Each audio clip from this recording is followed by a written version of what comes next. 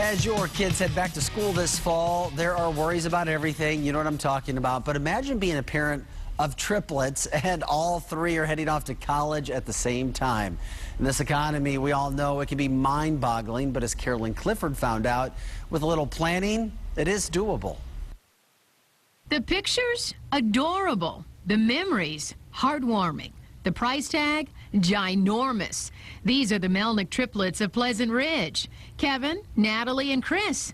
They all just graduated with honors from Ferndale High School, but knew by middle school they weren't average by a long shot. We were all three usually together in honors classes and stuff like that, so it seemed pretty evident that we were in a upper level.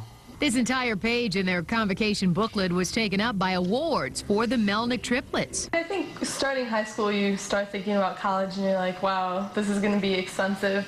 But I also think we were always just all very driven. I think a little competitive between each other to all get good grades. Their parents, Stephanie and Joe Melnick, knew when these bouncing bundles of joy burst onto the scene 10 weeks early, preparation was critical. So at what point do you look and say, oh my, how are we going to pay for these three little people? People would come over and say, oh, they're all going to drive at the same time. Oh, they're all going to go to college at the same time. And we'd be like, hey, we just have to get through till the next day. The thought about college and wanting them to be able to have the benefit of have choices of where they can go really helped us want to focus on trying to save as much as we could, even if it was a little bit every year. Lucky for the Melnicks, these triplets were bright from the start. All graduating in the top 20 of their class, all were in the marching band, played soccer, did community service, and each won multiple college scholarships that allowed two of them to attend school out of state. Natalie will be in Kalamazoo. So at what point do you decide that you'll let your kids go out of state to any college they want?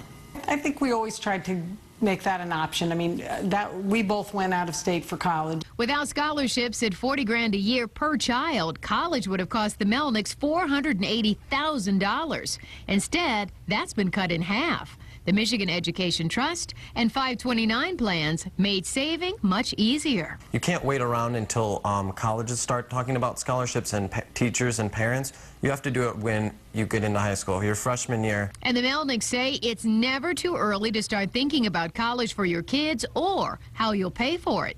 And every little bit helps. Traditional scholarships, plus money offered by local businesses to the Rotary Club. Even Stephanie's sister set up a college fund in lieu of Christmas and birthday gifts. It's still a big gulp, no matter what. I mean, there's, you're saying, well, I think we can get started, and I think we'll do okay, but I'm not sure if we're going to change. A lot of beans and rice. A lot of beans and rice. Carolyn Clifford, Channel 7, Action News. Oh, what a great story. When it comes to college scholarships, students really need to be well-rounded, not just book smart. Other extracurricular activities and community service matter as well.